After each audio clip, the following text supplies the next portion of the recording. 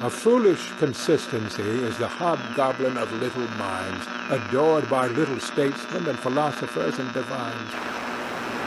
If a man does not keep pace with his companions, perhaps it is because he hears a different drummer. A different drummer. And now, coming to you from dead center on your dial, welcome to Risk Parity Radio, where we explore alternatives in asset allocations for the do-it-yourself investor. Broadcasting to you now from the comfort of his easy chair, here is your host, Frank Vasquez. Thank you, Mary, and welcome to Risk Parity Radio. If you are new here and wonder what we are talking about, you may wish to go back and listen to some of the foundational episodes for this program. And those are episodes 1, 3, 5, 7, and 9.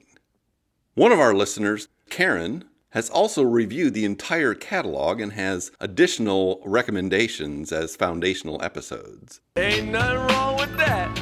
And Karen's recommendations are episodes 12, 14, 16, 19, 21, 56, and 82, in addition to the first 5 that I mentioned. Now, I realize women named Karen get a bad rap these days, but I assure you that all of our listeners are intelligent, thoughtful, and savvy. Yes! And don't forget that the host of this program is named after a hot dog. That's not an improvement. Lighten up, Francis.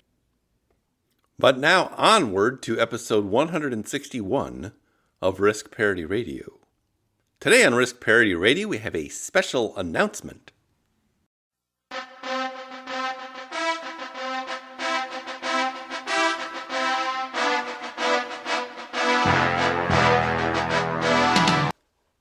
And our announcement is a brand new Risk Parity website. Yes! Welcome to Risk Parity Chronicles, which is already up at www.riskparitychronicles.com. And we'll put this in the show notes. Risk Parity Chronicles is a blog created by one of our listeners, Justin. That is the straight stuff, oh Funkmaster. And it contains all of those things that you wanted me to do, but that I'm too lazy to do because I'm retired. Forget about it. So Risk Parity Chronicles has a blog, and it also has resources, including lots of the articles from the past 20 or 25 years about risk parity and its development as a methodology for investing. If you are new to this methodology, you can go over there and click on Get Started, and it'll fill you in on the basics. And if you're an old hand, there's another section called Dive Deeper, which has some of the best articles about risk parity over the past 20 years or so. Now, who is Justin? I will read to you from the About Me section of the website. And Justin writes, "Hi, I'm Justin. I'm in my late 40s, married with 2 wonderful kids, and a funny rescue dog named Lego. Originally from California, I now live in Japan, where I have now lived for almost 2 decades. In my day job, I am a middle school teacher of 8th grade humanities in a personal finance course. Plus, I have a side gig teaching investing at the high school level. I write this blog from the perspective of someone who is knowledgeable about investing and enough so to know there is much more to learn. While I'm definitely no professional, I do hope that what I am experienced with, learning and teaching others, will come through and that I can explain and convey sophisticated topics in an accessible way. Groovy, baby! For years, my colleagues at school have heard about my class teaching investments and followed with, I wish I had that class now. So this is, in a way, my attempt to help educate all on this one aspect of investing. No one can stop me. Well, thank you, Justin, for joining in in the spirit of the business model that we are working under here. I got this inkling. I got this idea for a business model. I just want to run it past you. Here's how it would work. You get a bunch of people around the world who are doing highly skilled work, but they're willing to do it for free and volunteer their time, 20, sometimes 30 hours a week. Oh, but I'm not done. And then what they create, they give it away rather than sell it. It's going to be huge. A really big one here. And I have to say, your website looks a lot more attractive and accessible than mine does. I think I've improved on your methods a bit too. And I'm hoping that we can work together in a collaborative way that will be useful to both my listeners and your readers. Yeah, baby, yeah! I will be happy to give you frequent shout-outs as you build out your content. Bow to your sensei. Bow to your sensei! But now back to our regularly scheduled programming here. Here I go once again with the email. And First off, we have an email from My Contact Info. And My Contact Info writes, Frank, I thought the comments from Fama in this recent article tie in well with the concepts you often discuss. well, I was unable to access that article in the New York Times because it's behind a paywall, but I did find a little summary of it on another website, which I will link to in the show notes. And in the article, they are interviewing Professor Eugene Fama about what he thinks the effect of the war in Ukraine will have on markets. And his principal answer to most of the questions was, I don't know. And they note he spent 6 decades studying stock market prices, yet he is happy to admit that he doesn't know what's going to happen in the future. Everything is proceeding as I have foreseen. Other comments he makes, he says it's Putin who's irrational. Everything that has transpired has done so according to my design. He says markets may be struggling to price securities due to uncertainties, but that does not mean the markets are irrational. The problem with pricing is a question of how much is knowable right now. How's this Russian thing going to work out? Who knows? Your crystal ball can help you. It can guide you. Asked about whether he reads the analyses of Wall Street fund houses, he says, I don't read any of that. It's investment porn. A really big one here, which is huge. Asked about risk in equity markets, he says there is always risk in the stock markets, always. It never goes away. People have to remember that. You can't handle the dogs and cats living together. Asked whether the Fed can bring inflation down without causing a recession, he says, I have no idea. Unfortunately, Milton Friedman, if he were alive today, wouldn't know either. He'd be shocked, really. He'd have to rethink everything. Asked how the Ukraine crisis will play out, he said, I've learned not to make predictions. Can't do it. Who knows? forget about it. Well, that is quite consistent about what we think about the future here. Somebody says, well, why is that? We don't know. What do we know? You don't know. I don't know. Nobody knows. And it was gratifying to see he did not try to bring out a crystal ball wearing a cape or otherwise. You can't handle the crystal ball. I found that very entertaining, and thank you for that email.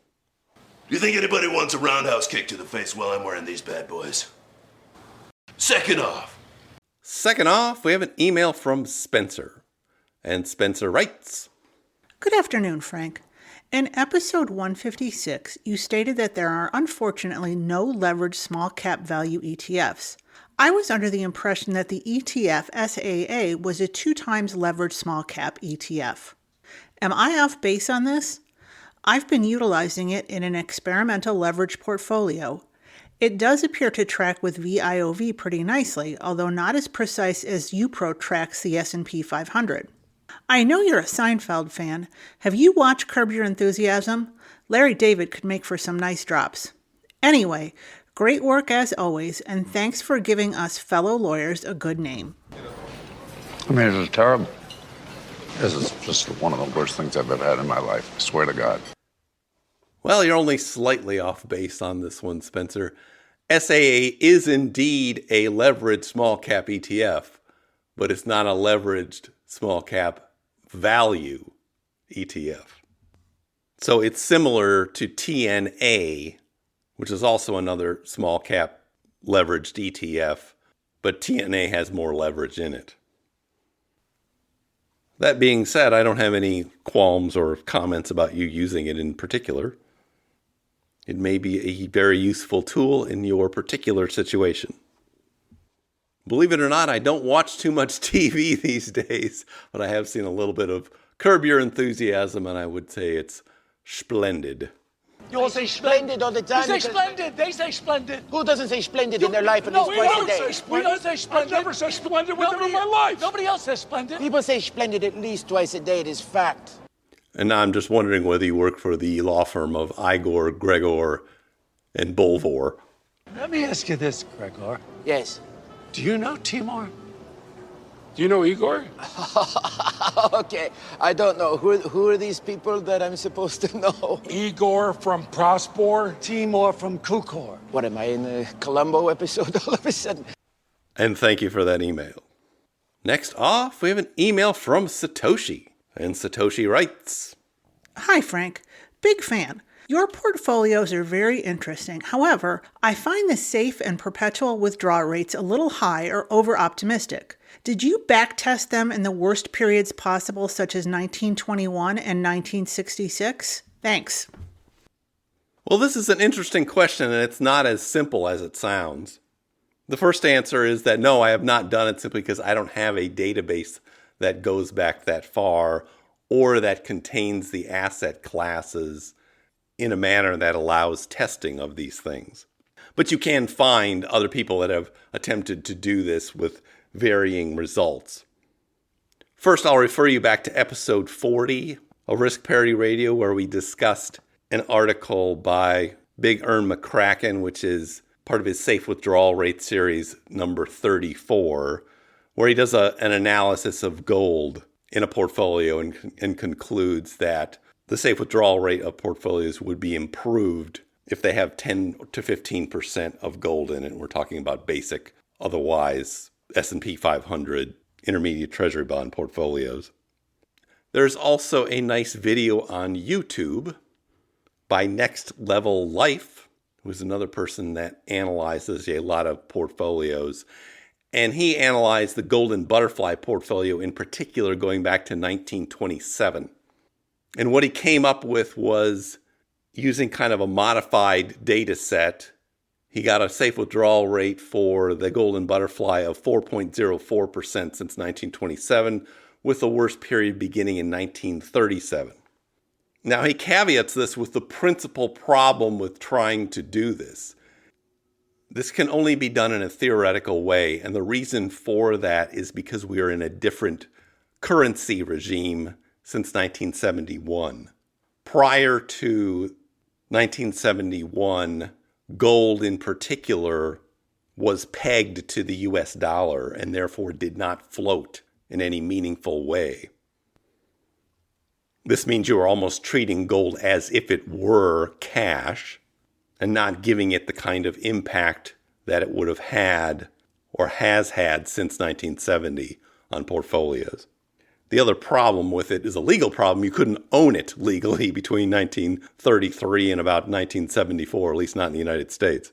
What you might have been able to invest in is gold miners, and that would be very interesting because during the beginning of the Great Depression, gold miners increased in value by about 500%. And so if you held a small allocation to Homestake or some of the other miners at that time, it would have had a profound difference on the performance of your portfolio because you were essentially printing money in a deflationary environment. The next time this would have come into play in particular would have been towards the end of the 1950s and into the 1960s. Towards the end of the 1950s, gold stocks and gold miners had hit a low, and then they started increasing in value throughout the 1960s. And what was going on there is very important to know about. The Bretton Woods system that was established in 1944 that pegged gold to the dollar at about $35 an ounce was beginning to fail starting in about 1960. And so what happened was the central banks at that time, 8 of them, formed something that was called the London Gold Pool, where they hoarded a whole pile of gold to seek to keep the price down by selling into the market whenever the market price rose over the $35. So there was some artificial suppression going on there. And that essentially lasted until the thing fell apart in the late 1960s. And soon after that, Nixon closed the gold window and all the currencies began to float, as did the price of gold, which rocketed upward by about 5-fold, I believe. Now you can imagine in an alternative universe, that would not have happened all at once. There would have been this steady rise in the price of gold starting at about 1960. So I think there's an inherent problem with trying to apply an analysis of gold in portfolios prior to the 1970s, because whatever you're doing is going to be artificial, either because the gold price wasn't floating or you weren't allowed to own gold at all. And then this turns into a very academic and theoretical exercise about what might have been if certain laws or monetary regimes did not exist. But I think fundamentally, you're probably asking the wrong question here. The question should not be what were the specific safe withdrawal rates for this kind of portfolio in this kind of period. The question should be whether they're better than alternatives. And we know that they are from the work of Big Earn and Next Level Life and others. If you have a more diversified portfolio that has more than just stocks, bonds, and cash in it, you are going to have better safe withdrawal rates. And that's regardless of any bucket strategies or any other current machinations you hear people talking about, because the math is the math when it comes down to it, analyzing a portfolio as a portfolio. So if you're worried about what the safe withdrawal rates are for these kind of portfolios, you should be even more worried if you're not holding one of these kind of portfolios, because you have a much bigger problem to deal with. We got a scary one for you this week. I think one of the best comparisons is to compare the length of the drawdown of a standard 60-40 portfolio compared to one of our risk parity style portfolios. And if you have that 60-40 portfolio, you should be prepared for a drawdown that might last 13 years. Whereas the longest ones we've seen over the past 50 years for the risk parity style portfolios have only been 3 or 4. And no, having 5 years worth of cash lying around in a bucket is not going to solve that problem. Alles klar, Herr Kommissar.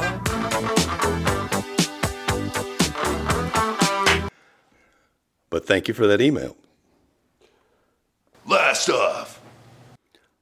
off, we have an email from Andre. And Andre writes, Dear Risk Parity Radio, thank you so much for this show. It is an island of frank talk and humor in a sea of marketing and fear. Fear, that's the other guy's problem. It's also been very helpful for me to think of future income as a low-risk annuity or cash. How should I account for inheritance? I'm not imagining a trust fund level windfall, but before I retire, I can reasonably expect to inherit an estate of far more value than my current net worth, maybe even more than my eventual retirement as a whole. I know it's a fool's game calculating its future value with any precision, but it's a large, semi-developed agricultural property that will certainly not go to zero. Neither am I certain if I would sell it, rent it, or live on it. All options are on the table.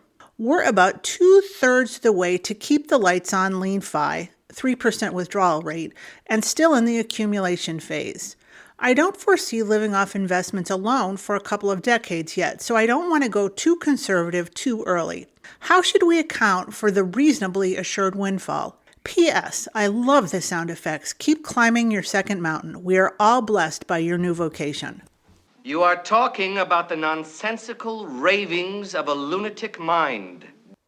Well, Andre, this is an interesting question. It reminds me of my legal career where I cross-examined a lot of experts about valuation issues. And there are many books written about how to value things depending on what they are and what the purpose is for them.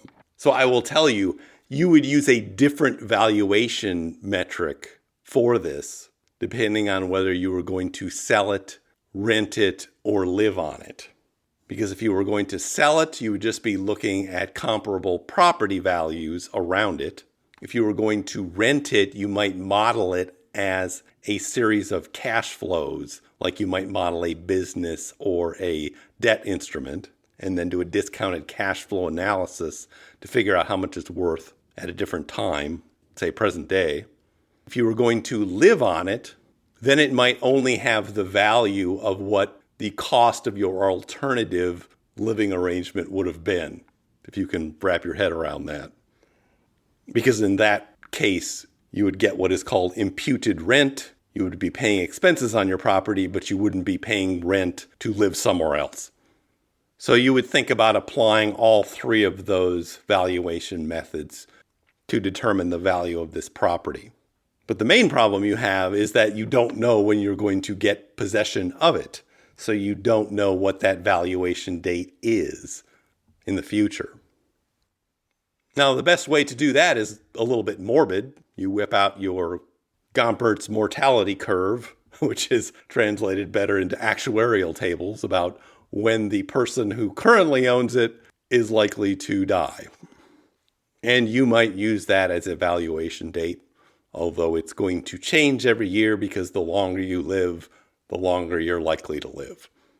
But if you want to do a comprehensive analysis, that's what you do. You would identify an appropriate valuation date, then look at the three different use cases and do separate valuations for each one based on the principles that apply to that particular case. And then you would back it down into today's dollars, and you could give an estimate as to what it would be worth today. Honestly, I'm not sure it's worth doing all that work. Real wrath of God type stuff. The simplest way to put a number on it would be this.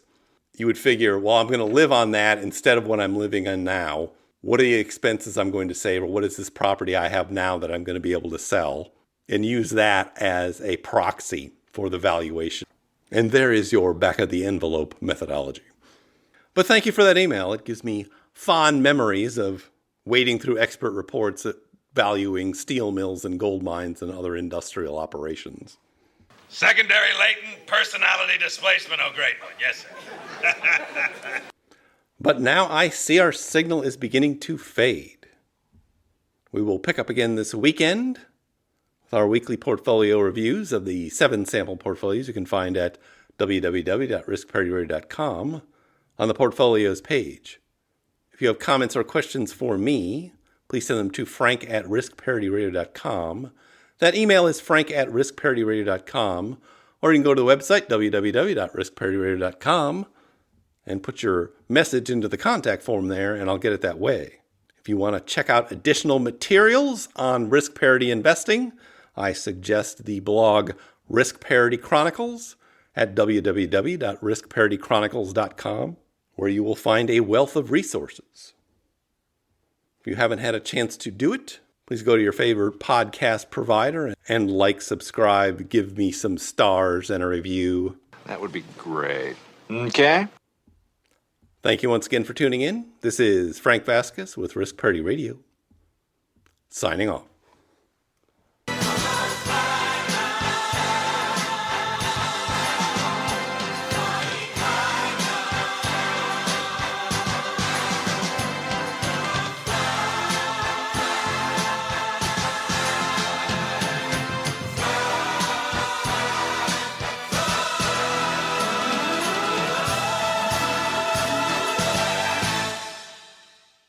The Risk Parity Radio Show is hosted by Frank Vasquez. The content provided is for entertainment and informational purposes only and does not constitute financial, investment, tax, or legal advice. Please consult with your own advisors before taking any actions based on any information you have heard here, making sure to take into account your own personal circumstances.